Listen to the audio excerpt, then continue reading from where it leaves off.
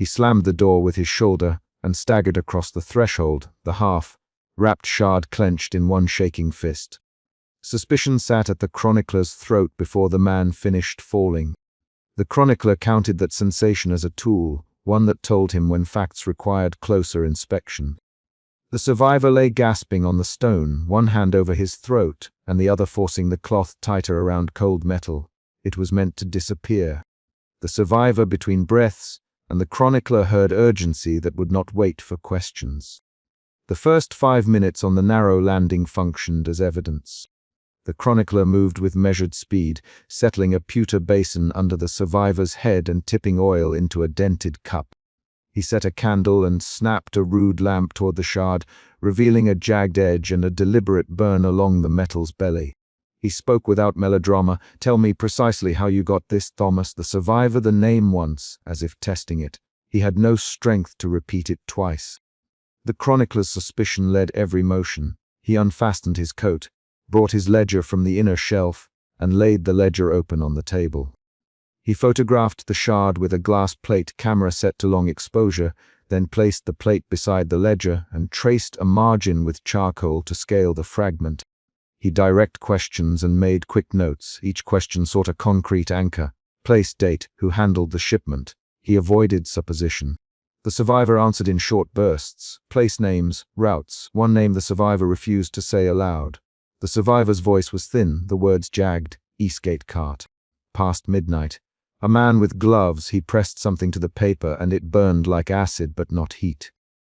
I woke in a cellar. He paused and sucked air. They wanted no signatures. The chronicler touched the survivor's wrist and felt a tremor run through taut fingers. His hand stayed steady. He snapped the ledger shut only long enough to hold paper between thumb and index, then opened again, leaving a smudge of ink like a marker of presence. Suspicion shifted to alarm when the chronicler examined the shard under magnification and found a faint residue that reacted with distilled vinegar. He tasted the smallest drop of the residue on the tip of a tongue depressor and noted a bitter metallic tang. Alarm took him by the joints. He set the sample aside and wrote 3 quick hypotheses in the ledger's margin. He did not speak those aloud. Instead, he organized the next steps. Photograph archive check, wrote tracing. The chronicler's study smelled of cold ink. He had spent decades cataloging indignities recorded in municipal ledgers. That night his motions were not ceremonial. They were the practical measures of a man who had learned to convert suspicion into documentation. He sent a short note to an archive clerk by lamplight and bundled the shard in oilcloth. He wrapped the survivor's hand in clean linen, then leaned forward and asked, "Thomas, if I take you to the archive, will you point out the account books?" The survivor nodded and swallowed a dry sound. They left before dawn. The street favored no sleep. The chronicler hired a porter, kept the shard against his chest under a wool cloak, and watched the survivor with clinical attention. The survivor's breathing changed in fits, fear stiffened his shoulders, then broke into shuddering exhalations whenever a cart rumbled by. The chronicler registered these responses as data: a tightening at the collarbone, a hand that refused to hold a cup steady, a repeated glance toward doors. Each physical trait confirmed the survivor's account and pushed the chronicler from suspicion toward a working certainty that this was not an isolated hammer and nail atrocity. At the municipal archive, the clerk hesitated before unhooking the bound ledgers from their chain. The chronicler for bare facts, dates, entries for late night payments, odd procurement lists. He watched the clerk's fingers ghost over margins before lifting a bound volume onto a table. The ledger opened with a sigh of leather. The chronicler placed the shard's glass plate beside a page. He ran a lens down the paper, scanning for pressure marks and rubbed ink. Something in the margin made him stop. A long blot had been carefully scraped away, paper fibers disrupted in a pattern that matched the shard's burnt edge. "Show me where this came from," he said, and the clerk handed him a drawer of excised pages wrapped in plain cloth. The chronicler unfolded them with gloved hands. On one excised folio there was a pale smudge, the exact shape of the shard's R, pressed into the margin as if the instrument had been laid there when the ink was wet. The chronicler's certainty hardened into a new motion: containment of evidence. He photographed the excision, catalogued the folio with a numbered reference, and sketched the smudge's outline into his ledger. The survivor watched, jaw tight, and repeated a detail that clipped the chronicler's next question. They paid the town clerk to remove it. They burned the paper with something like a salt that left a taste. They called it a correction. The chronicler turned the page and paused. His eyes tracked the fine work the clerk had done. Correction, he repeated, writing the word in the ledger's margin. Outside the archive, the sun cut through fog. The chronicler felt a shift in tone inside his chest, suspicion moving toward a prickling anger he refused to name aloud. He arranged a route based on the survivor's recollection of cart stops and payment points. He kept the ledger open and forced the clerk to mark unusual deliveries. The itinerary led them through the market's back alleys toward a warehouse that smelt of oil and coal.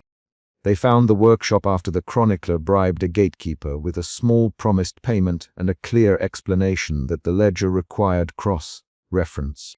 The maker worked bent over a forge, hands caked with soot and a small burn on his forearm. He wiped his palms on a rag and looked up with an expression the chronicler noted as practiced indifference.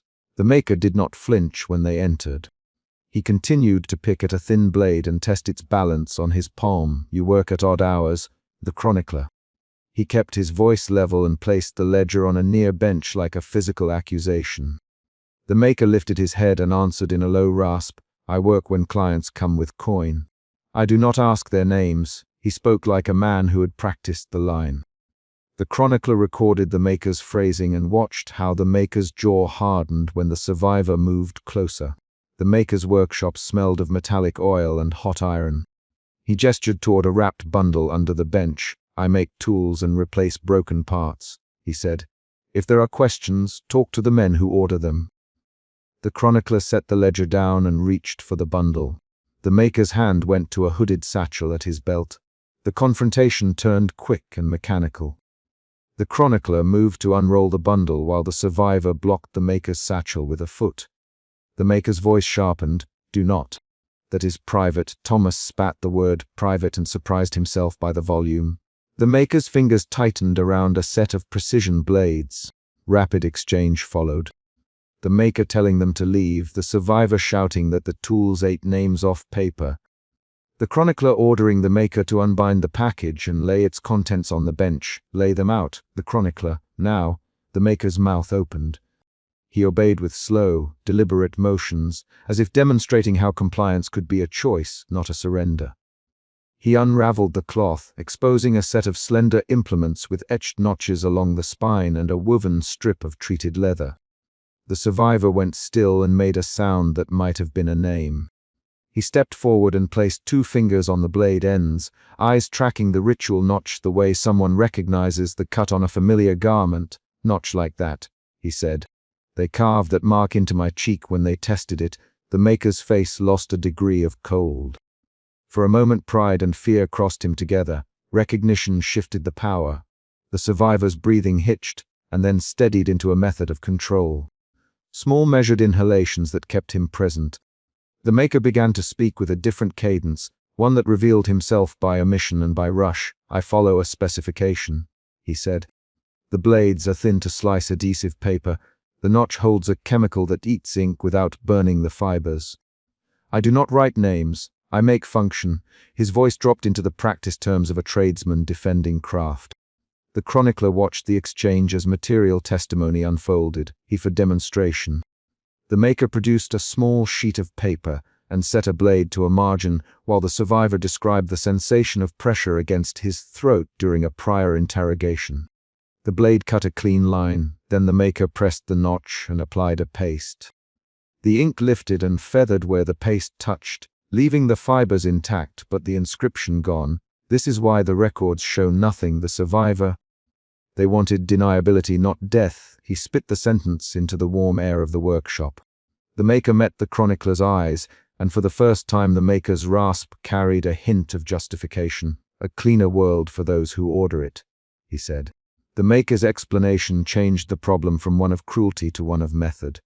The chronicler felt an emotion shift again. First suspicion, then alarm, then a cold, clinical determination to preserve the evidence without amplifying instruction.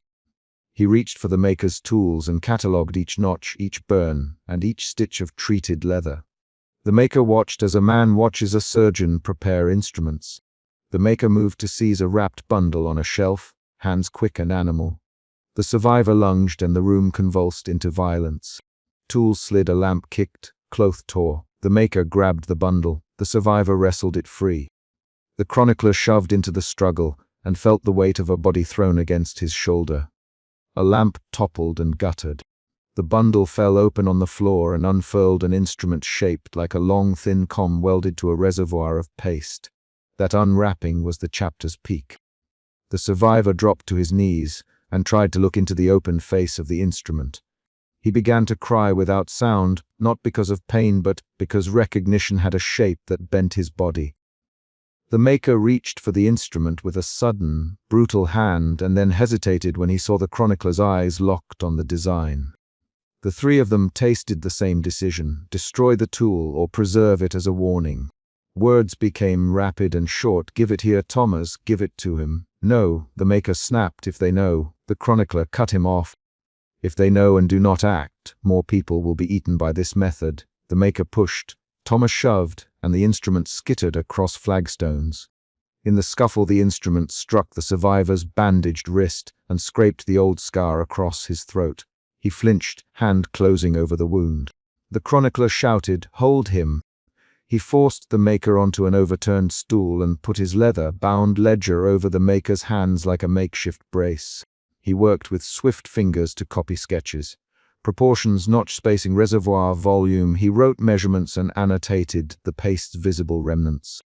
He did not sketch the explicit mixture. Instead, he recorded the effect on paper and the way fibers yielded when touched by the compound. The maker cursed and tested his freedom on the leather strap. You cannot publish that. You cannot teach people how to make it.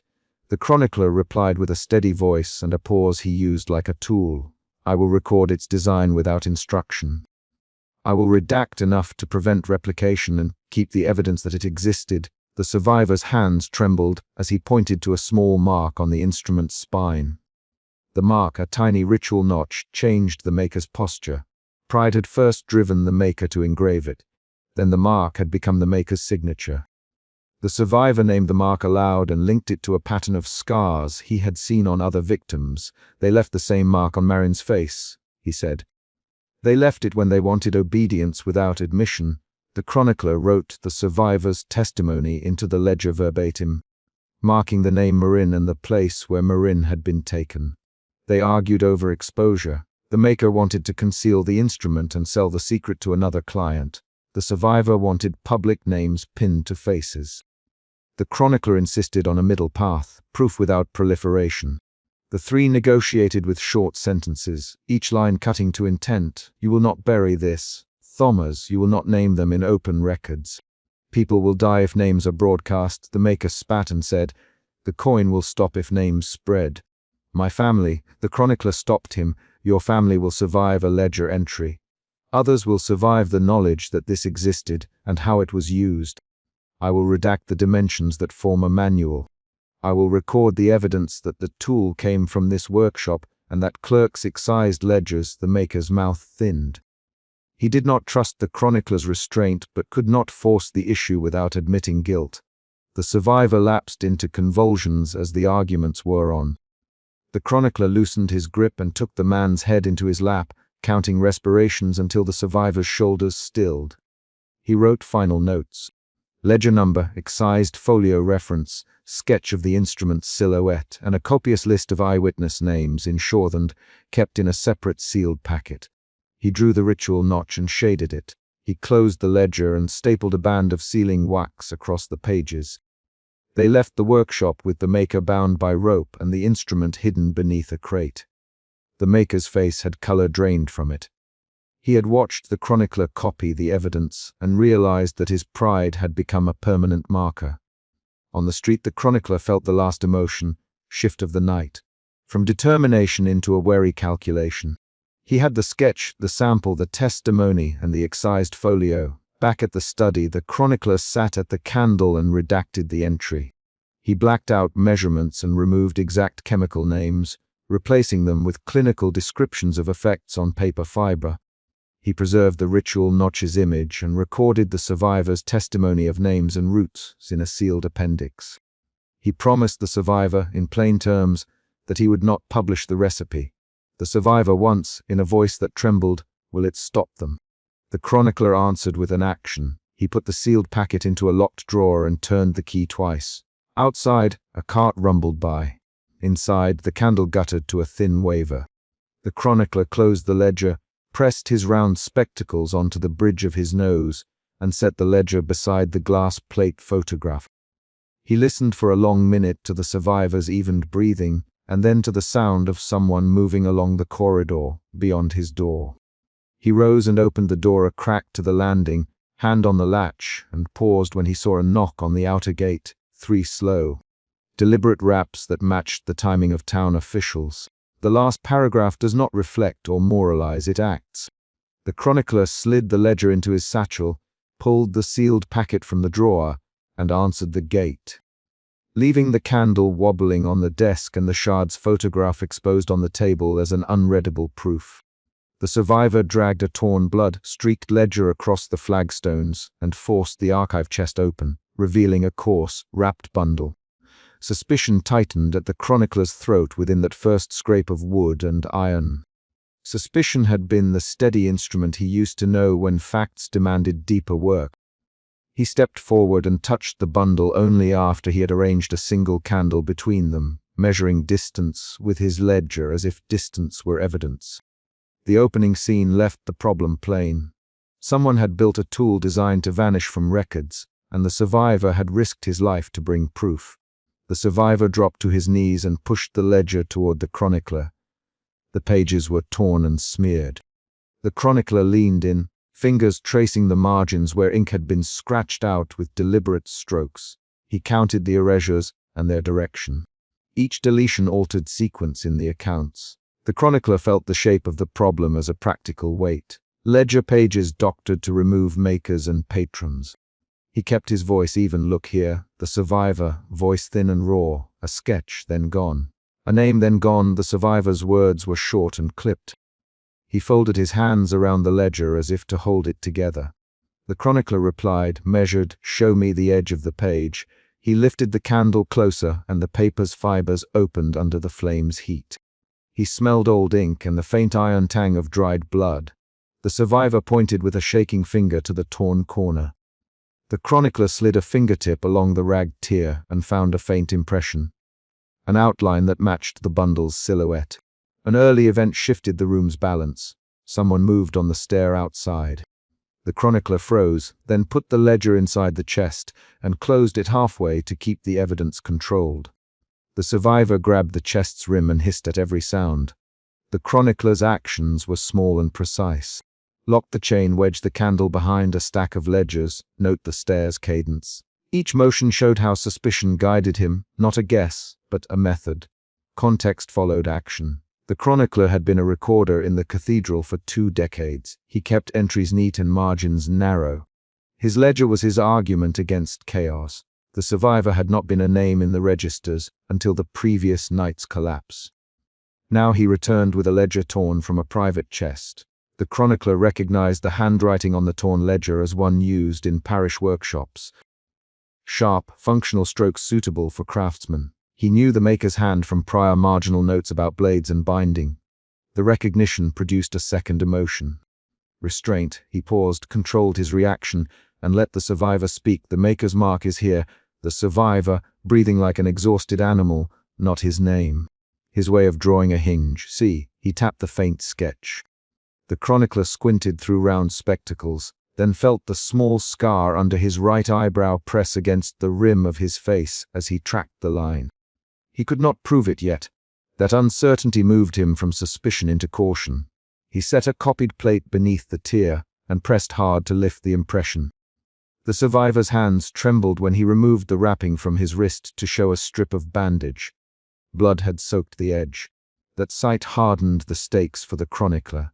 This ledger was not merely evidence, but a wound that could bring violence back into the archive. He closed his lips. He would not name the survivor in the official margin without protection. He also refused to let the ledger be carried away by whoever had chased the survivor. A choice opened: publish and risk the survivor, or hide and trace the patron. They took the ledger to the single candle on the archive table and began to read aloud. The chronicler read the clear lines while the survivor supplied missing words in short breaths. The ledger's entries showed payments for metal, small sums for fittings, and then circles where names should have stood. The chronicler paused at each circle, tapped the paper with a quill, and marked a tiny cross in his private copy. He spoke like a man cataloguing evidence, not making a speech. An external event forced the next turn. Boots sounded on the corridor outside. The chronicler looked up and held the ledger close. He heard a single voice call a name from the stair. Maker. The sound froze air. The survivor flinched and whispered, "He will come." The chronicler answered with a decision. He would go to the workshop. He wrapped the ledger in oilcloth and tucked it into his robes. That motion moved him from observer to actor. When the chronicler stepped into the workshop alcove, heat rose from a brazier. The maker was there, chest heaving from exertion, sleeves up, calloused hands on a bench scattered with small precision blades and a hooded satchel on the stool.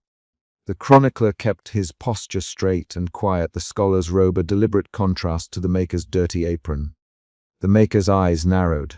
He recognized the chronicler and the ledger immediately. "What do you want here, chronicler?" The maker voiced a low rasp. He did not step back. He moved to the satchel and shifted it to block the bench. The chronicler, "Plain, I want to see what you have wrapped." He did not raise his hand. His fingers rested above his ledger.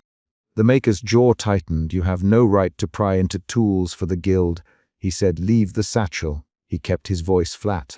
He sounded proud, defensive, remorseless. The two men circled each other with short sentences.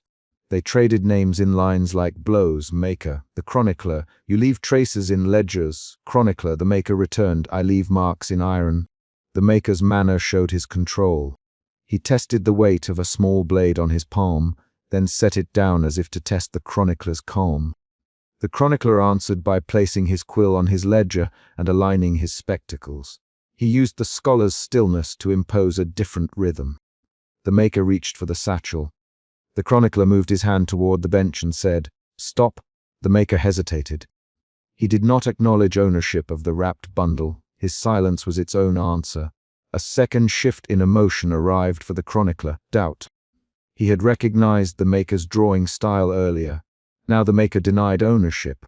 The doubt made the chronicler probe. "Have you seen this design before?" The chronicler, voice narrow. The maker's lips tightened. "I fashion what I'm asked to fashion." Questions yield trouble. He glanced at the brazier, and then at the backroom door, where brass fittings lay in a crate. The maker's eyes flicked to the door as if to remind the chronicler he could leave at any moment. The maker's movements were practical. He tied a leather strap, tested a hinge, and reached for a cloth. The chronicler moved the conversation. He closed the distance to the bench and put his palm on the set of precision blades. He did not touch the maker. He let the physical presence of the tools function as testimony. "This set has abrasions at the same angle as the cancelled notes," he said. "You know how to remove marks so the wound looks like an accident."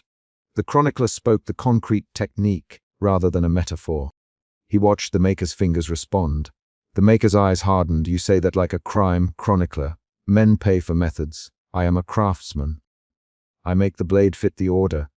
I will not be named as a murder tool. I will not be your exhibit." He moved to conceal the satchel. The maker's movement became aggressive. He tucked the satchel behind the bench and put his body between it and the chronicler. The chronicler did not reach for weapons. He reached for the ledger, still wrapped, still a source of facts. He held the ledger out and said, "There is a sketch here that matches the satchel's shape. I need an explanation." He spoke the charge plainly. The maker laughed short and bitter. "An explanation would bury me and you, chronicler.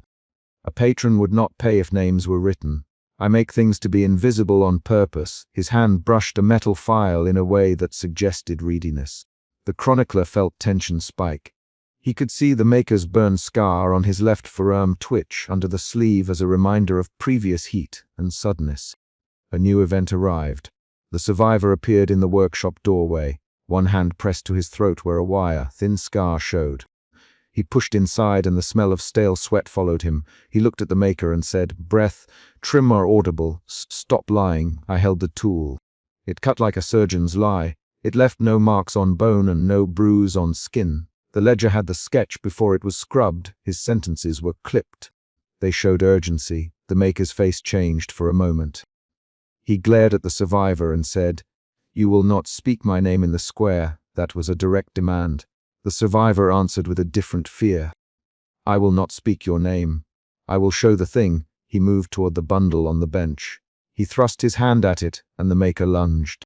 3 short paragraphs later, the fight began. The maker's hand closed on the bundle. The survivor thrust his shoulder to block and knocked a small file from the bench to the floor.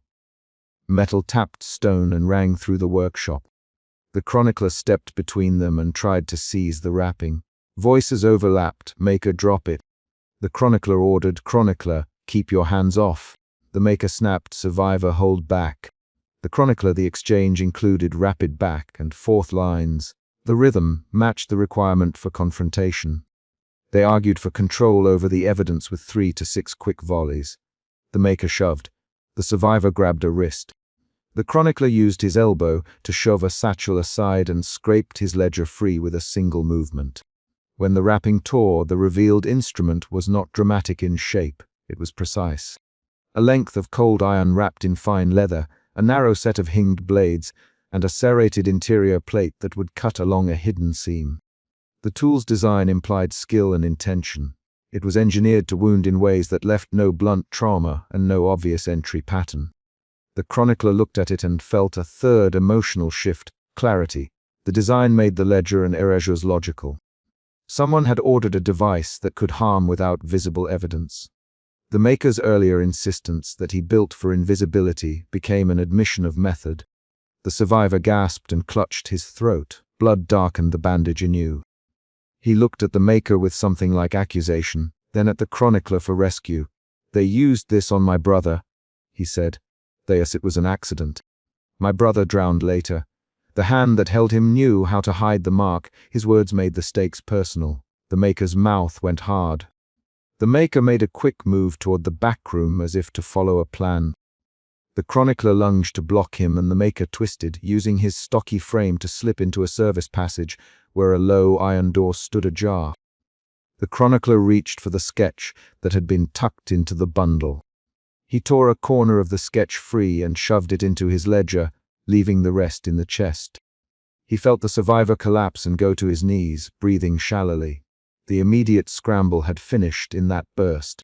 Tool exposed, maker fled, survivor wounded, chronicler with partial evidence secured. They did not stand in silence. The chronicler held the chest open and moved ledgers to cover the wound on the survivor's wrist. He tore a strip from a spare bandage and wrapped the survivor's hand with deliberate fingers. He short, exact questions to get names and dates while he worked. Each question was an action. Each answer was another fact to anchor their next moves. He recorded what he could on a margin of his ledger. His quill scratched like a small machine. The survivor offered details in halting sentences. It was given in a box with no return address. The man who delivered it wore a coat with a brass button, plain with a scratch in the middle. He for measurements and promised secrecy. He, the patron, paid in advance. He paused, hand pressed to his throat. He left a coin with a mark my brother did not know. The ledger shows a coin recorded once, then erased. He bared his teeth in a small attempt at steadiness. The maker's escape implied a larger machine. The survivor's language supplied new concrete points: a delivery, a button, a coin. The chronicler recorded the coin's description on his ledger and matched it to a previously noted payment pattern. He felt another emotion shift: responsibility. He could protect the survivor by obscuring his name in public entries and still trace the patron by following the coin's mint. He did not say he would do both. He structured a controlled entry, a factual note that preserved the design's existence while removing vulnerable identifiers. He changed role from recorder to protector. Outside, the main doors of the cathedral banged open as a bell tolled for morning. Voices carried down the corridor.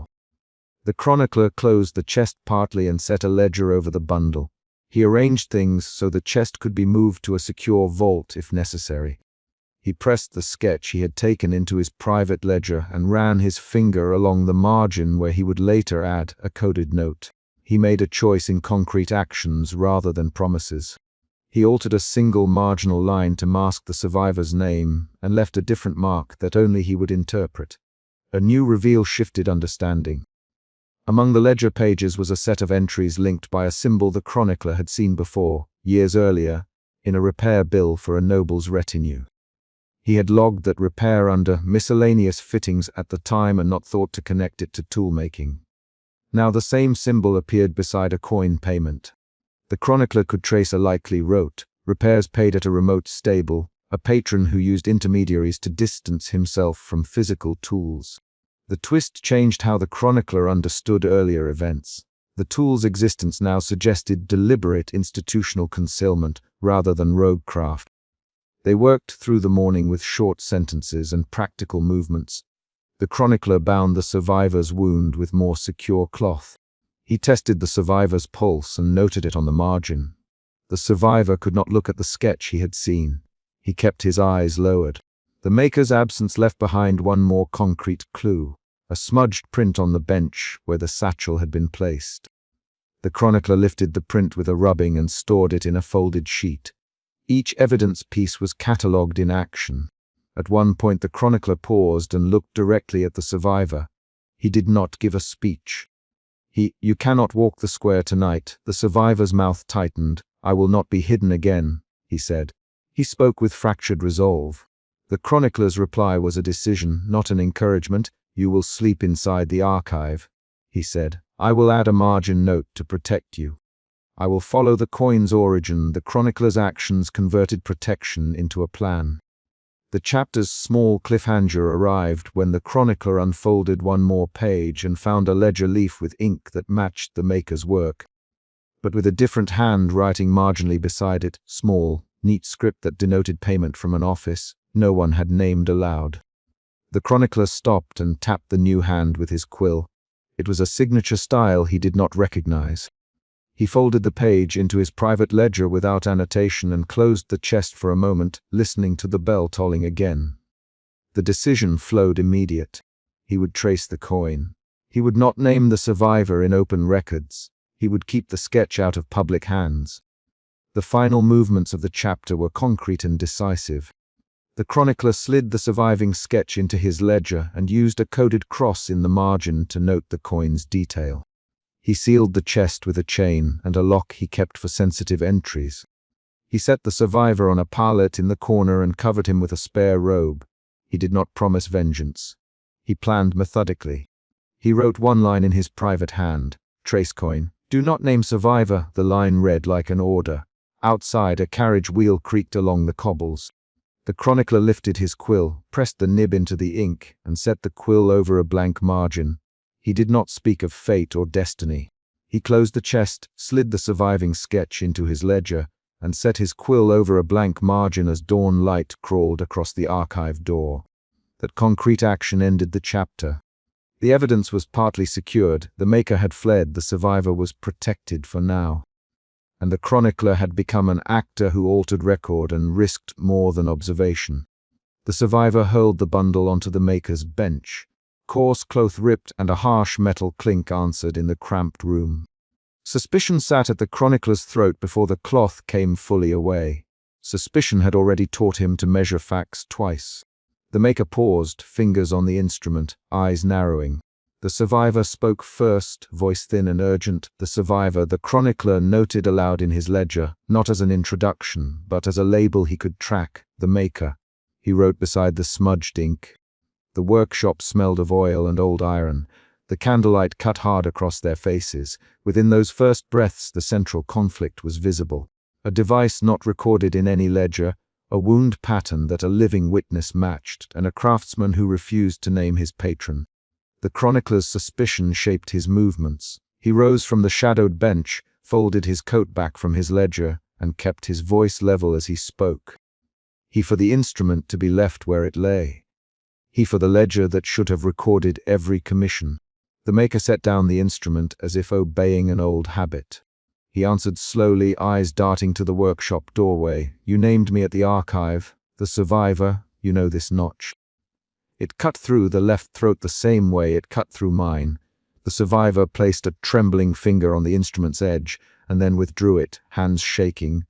The maker, the chronicler, wrote, watching, name the notch and the modification. He kept his pen ready. It isn't mine to name the maker, it serves a function. I test balance, I file away a burr. I do not sign ledgers with blood. The maker's voice was low and controlled. His hands, collused and precise, never left the metal. He shifted the cloth to hide a burn mark along the shaft as he spoke. Accusation and denial filled the air like particles.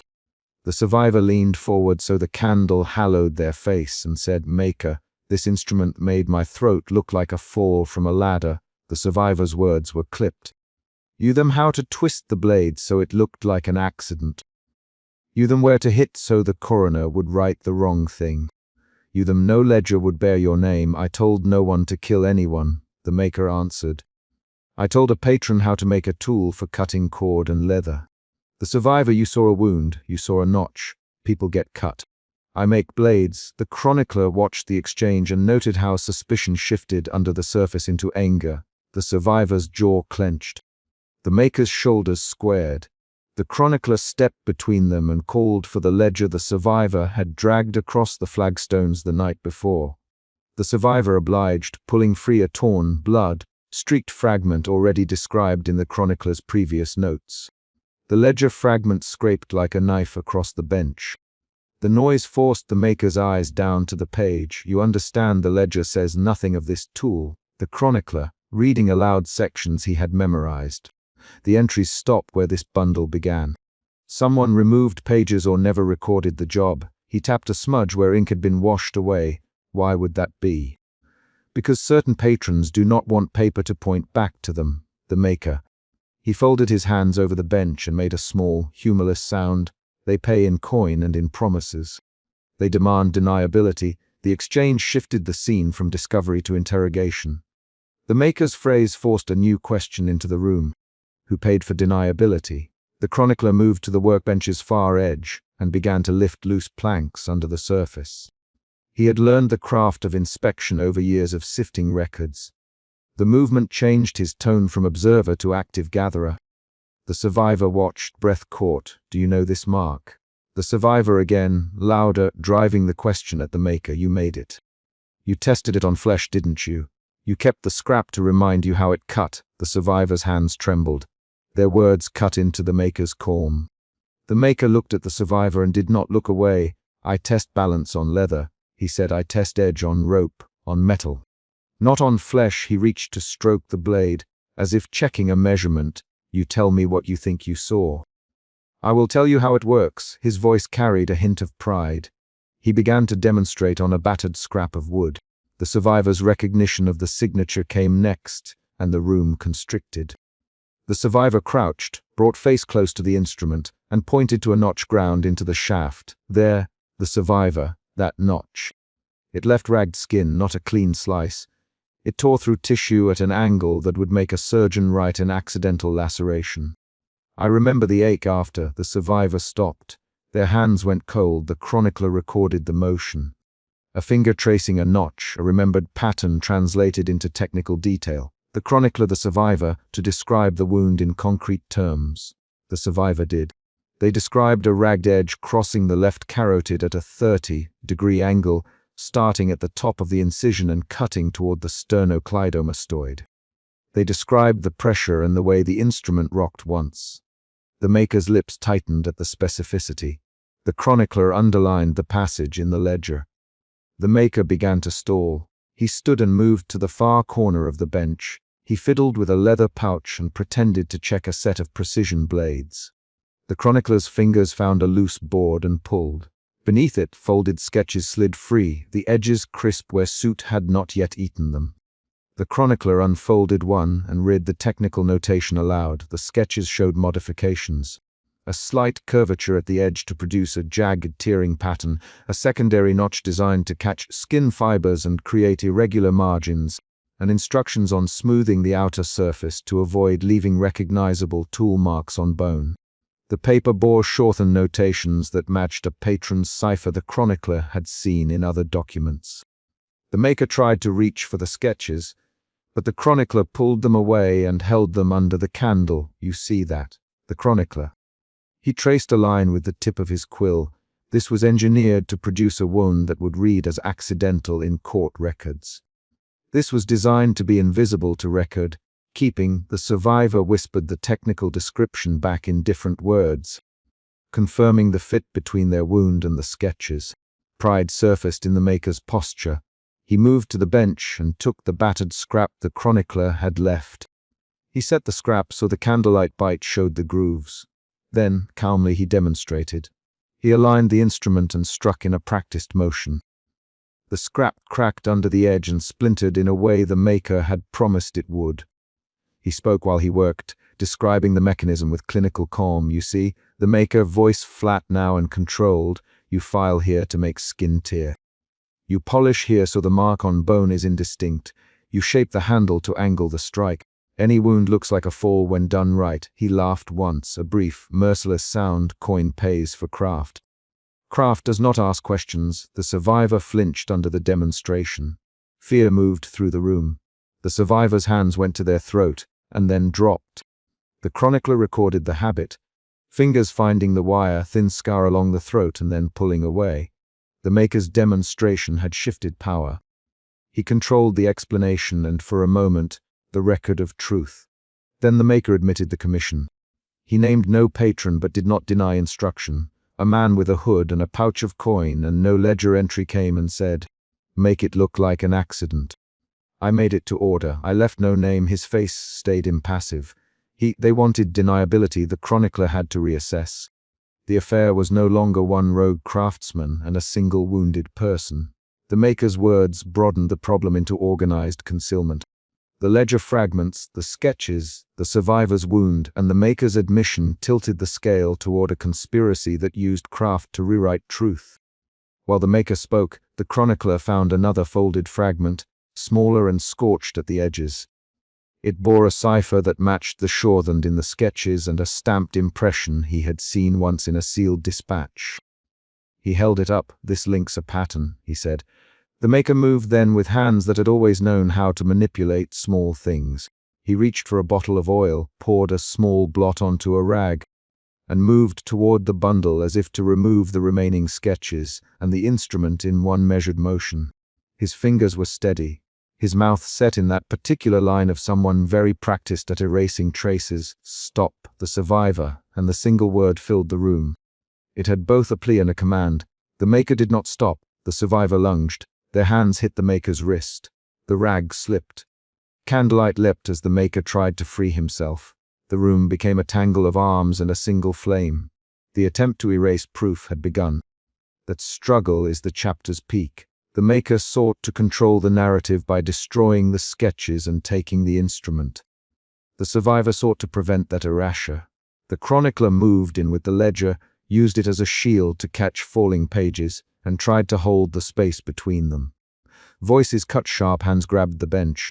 The candle shuddered and flame licked at the corner of a sketch. "Let go of the paper." The maker hissed. "No." The survivor groaned. "No, maker, not again." The chronicler. But that was more of a note than an order. He reached for a loose iron nail, using it to jam the bench drawer closed and to wedge the bundle in place. For a moment the physicality of the fight changed. The maker twisted free, flinging a charred scrap across the floor. The instrument slid out of reach and clattered against a stool. Then the maker broke for the door. He shoved past the survivor and the chronicler. He pulled a hood over his head and fled into the alley, leaving behind a scorched fragment and torn sketches damp with oil. The survivor lay back against the bench, hands on shoulders atching from the scuffle. The chronicler looked at the charred edges and then at the shard of metal that had skidded along the flagstones. They had not stopped the maker. They had not recovered the whole tool. But they had the fragment, they had the sketches. The survivor had blood on their sleeve and a new trimmer in their hands. The chronicler made a precise decision: document what remained and treat it as evidence that could not be allowed to burn. He bound the survivor's fresh grazes with cloth from the bench. His fingers worked with measured touches. A strip folded twice, tied with a knot he had learned in a field hospital, pressed where the survivor's throat had throbbed with remembered impact. The survivor closed their eyes for a moment and then opened them to the chronicler. Will this be enough? The survivor. The chronicler did not answer with hope. He answered with method. He dictated entries into his ledger while the survivor repeated the angles and motions they recalled. He described the notch, the modification, the victim's response. He copied the cipher and sealed the sketches in an envelope he would carry. He wrote down the time, the smell of oil, the maker's dirt-streaked palms, and the way the maker had tested the scrap on wood. External events kept coming. A neighbor's dog barked in the alley. Footsteps approached the workshop from the street. The chronicler moved to the threshold and listened. The sound passed. He returned and wrapped the charred sketch in oilcloth. He placed it beside the ledger as if laying a body on a bier. They argued again over next steps. The survivor wanted to go after the maker. The chronicler wanted method. Trace the cipher, cross-reference purchases, find witnesses who might remember a hooded man. The survivor's anger and fear shifted into a resolve that showed in movement. They rose and tested their balance, felt their knees, then sat back down and touched the bandage on their wrist. The survivor, the chronicler, reading his own notes. You saw the notch. You can identify the angle. You can tell us the time this was used in your case. The survivor responded with short, precise lines. The maker had taught them how to make their memory technical. Their recollections were not abstract. They measured times, positions, and the pressure of the strike. The chronicler stepped out into the cold for a moment to fetch a jar of turpentine from his satchel. He returned and held the jar over the charred fragment, watching smoke rise where soot met solvent. He did not smell romance in the act. He smelled the chemistry of proof. He arranged the pieces on the bench and closed the room's door against the night. A new discovery shifted the case. Beneath the bench, wrapped in a scrap of cloth, the chronicler found a receipt for a batch of precision blades, delivered 3 weeks earlier to a merchant who dealt in leather goods for a cloistered household. The receipt bore no buyer's name, only a stamped sigil that matched the cipher in the sketches. The chronicler read the sigil aloud. The survivor repeated it. The maker had fled, but the trail now pointed to a patron who purchased specialized components. The chronicler made a plan. He would catalogue the sketches, copy the cipher, and compare the receipt to other purchases. He would visit the merchant at dawn. The survivor wanted to leave that night and follow the maker's tracks, but the chronicler refused. He wrote down the refusal in careful cursive and explained his reason. Haste would allow more erasure. Method would pin down a pattern. The survivor's anger flared, then cooled into a different shape. Emotion shifted again. Suspicion that had kept the chronicler alert broadened into cautious clarity. The survivor's fear gave shape to commitment. The maker's pride revealed him as a node, not the heart of a system. The chapter closed not with answers, but with positions set. The chronicler with ledger and fragments, the survivor bandaged and steadying, the maker fled but traced. The final paragraph ties to a concrete action. The chronicler sealed the charred sketch into a waxed packet, pressed the ledger shut with a deliberate hand, and then set the packet on the window ledge to dry beneath the thin cold light. He placed the survivor's bandage into the ledger as a notation and closed the book. As he did, there was a sharp knock on the workshop door, 3 measured raps. The chronicler left the candle burning and opened the door a crack, hand on the latch, ready to record the next arrival. The iron hatch struck the stone with a clanging blow and the maker shoved it open with both shoulders, boots skidding on wet flagstone as he lunged into the crypt. Suspicion pushed at the chronicler's throat the way a splinter pushes under skin. He breathed through it and stepped forward with the ledger cupped to his chest. The survivor caught the maker's sleeve and held the wrapped bundle tight.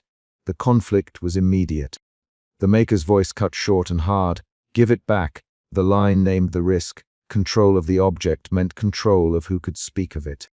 The chronicler's suspicion shaped his first move. He did not ask, he acted. He blocked the maker with his ledger, palms flat, and said, "You will not take the ledger." That claim tied the moment to everything the chronicler had watched and written. Erased entries, smooth margins, a ledger dragged over flagstone in Chapter 2. The central problem stood plain in the barn of sound and motion. The maker would not let this leave his hands, and those hands had reasons. They were three with varying stakes. The chronicler wanted facts preserved. He had copied ledgers before and hidden margins in quill strokes. The maker wanted secrecy and control. His work survived only if no court could trace it.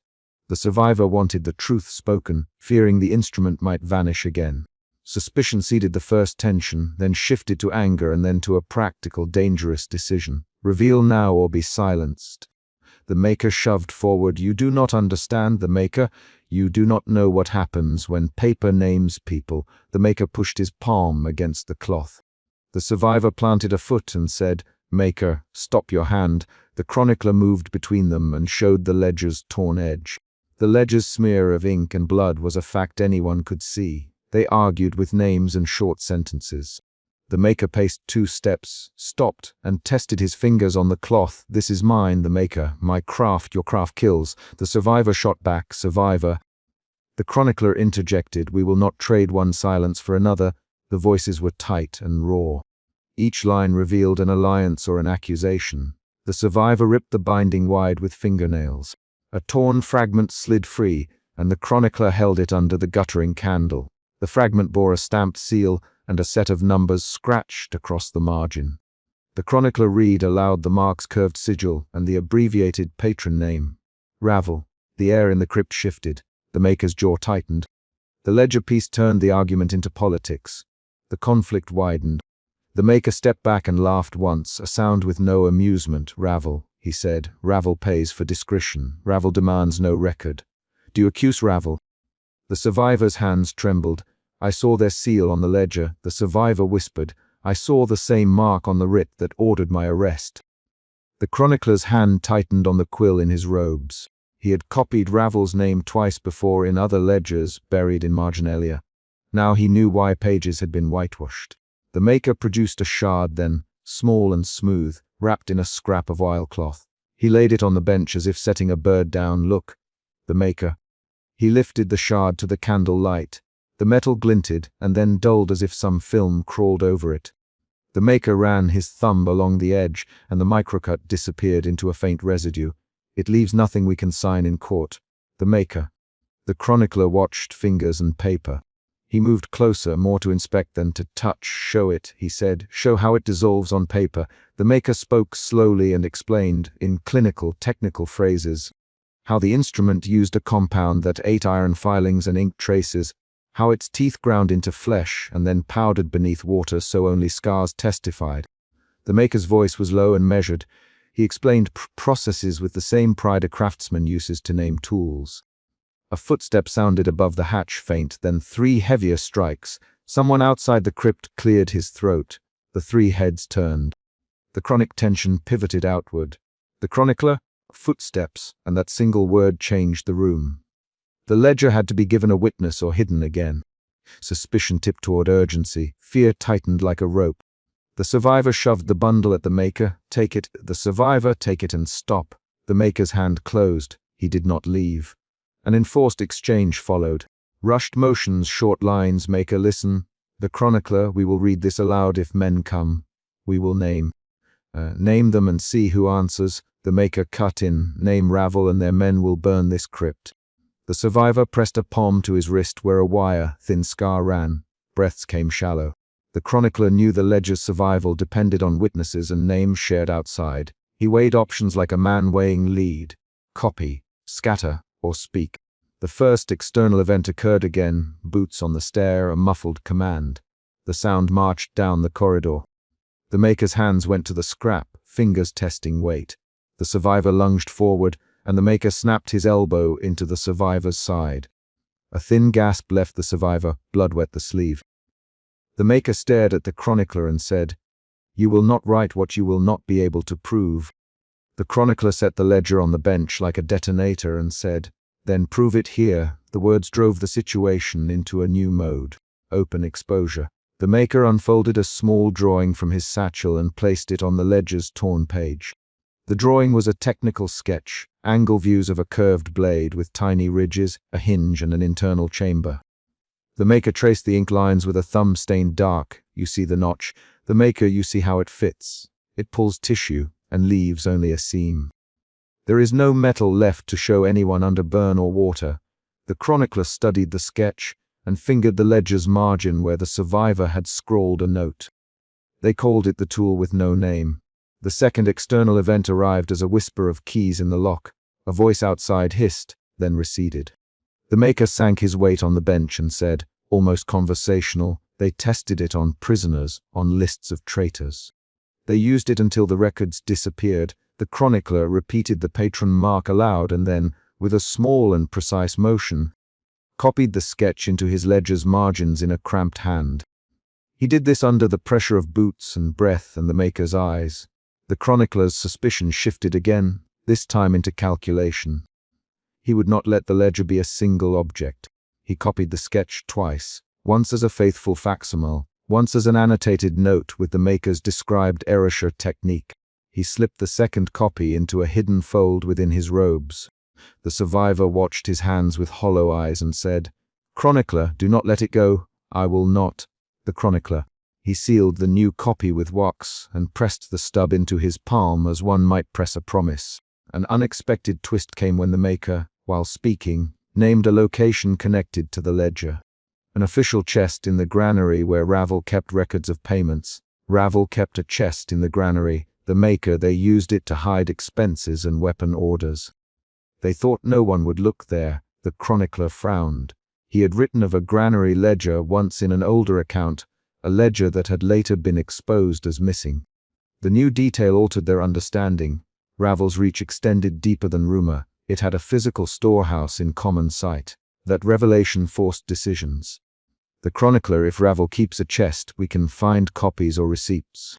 If we secure a witness now, the ledger's name will not be idle words. The survivor, voice tremoring, asked, "Will you go to the granary, chronicler?" The chronicler answered, "I will send others. I will not run alone." His choice gave the complex of characters new movement.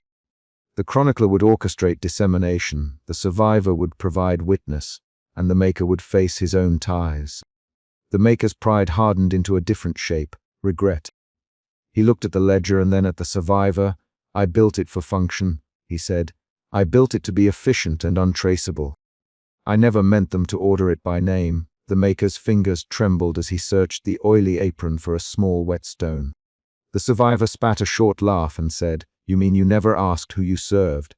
The maker's jaw closed. For the first time in the conversation, his voice loosened into a personal admission. "There were lists. I followed lists. I thought lists were instructions, not people." This confession functioned as a micro-twist. The maker shifted from remorseless technician to a man aware of consequence. The emotion shifted in the room from accusation to a brittle, pragmatic sorrow. The survivor closed his eyes and pressed the bandage on his wrist harder. The chronicler moved a few inches and said, "Names will be spoken. We will not let lists replace testimony." The chronicler's action sent the narrative forward toward the planned exposure. Footsteps arrived faster. Voices outside the hatch called a single name, sharp and official. "Open," a voice ordered. The unknown enforcers had a rhythm, an impatience. The chronicler felt time compress. He had to force the ledger into a public place where the enforcers could not simply seize and destroy it. The chronicler stood and shoved the ledger toward the light. "Listen," he said, "we will read the entries aloud. We will name Ravel and explain what the tool does. We will give you witnesses." The maker lunged to stop the motion. "No, maker, do not." The survivor cried. The maker grabbed at the ledger. His fingers closed on the edge, and the ledger slipped from the chronicler's grip and fell with a sound like a struck bone.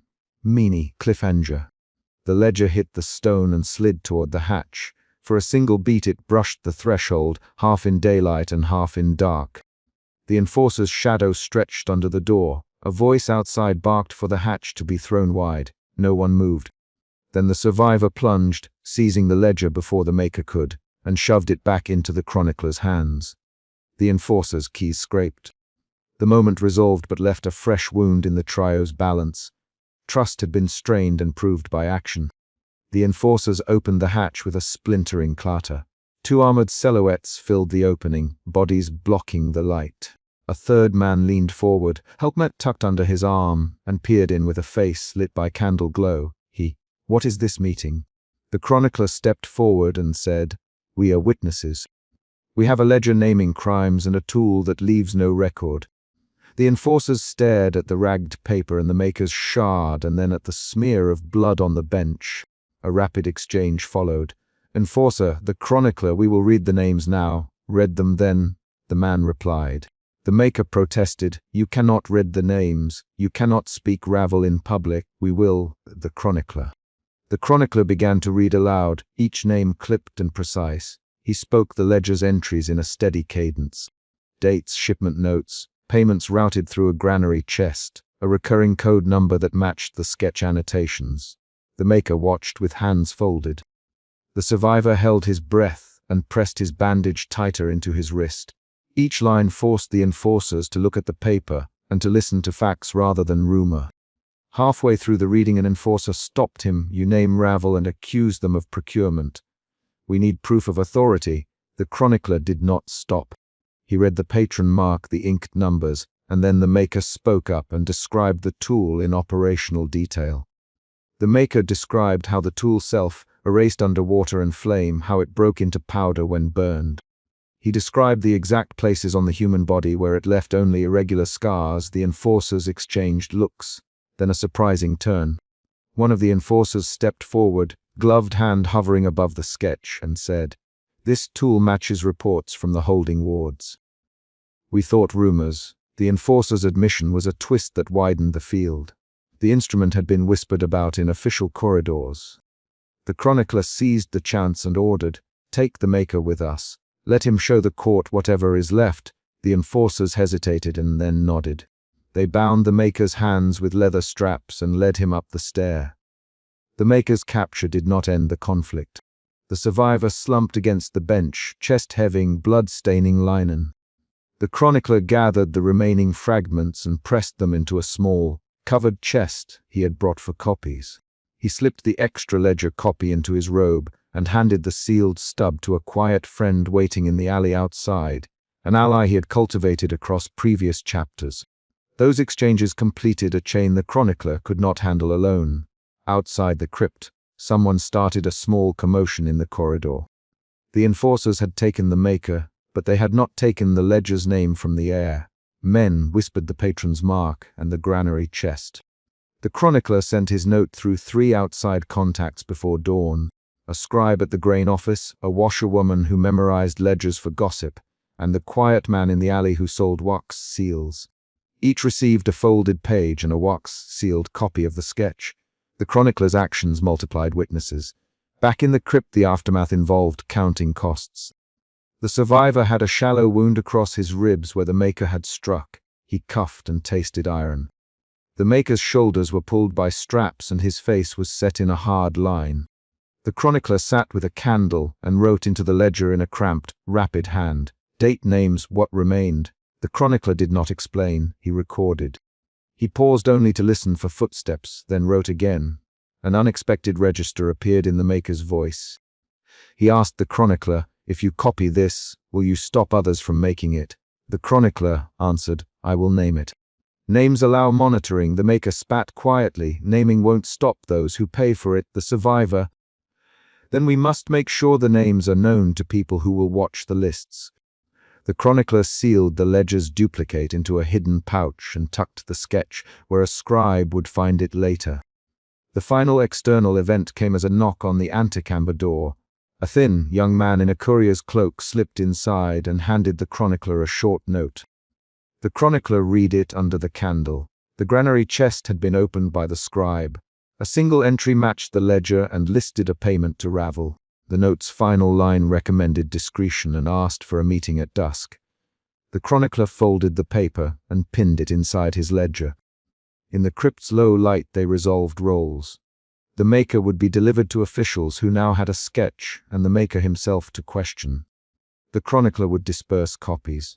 The survivor would be taken to a safe room and patched where he bled. They arranged these moves with few words and firm gestures.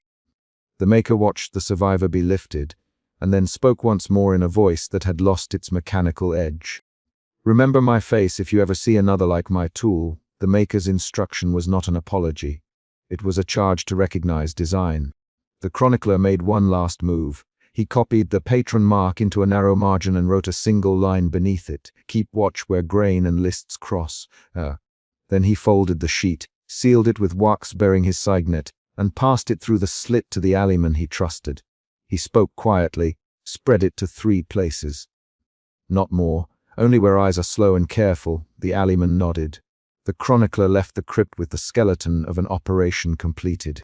Capture witness, copies out to slow couriers. At dawn the survivor sat on a low stool and tasted broth. He stared at his hands and flexed fingers that still trembled. I remember the scrape of his bench in chapter 3, the clink when the bundle hit metal.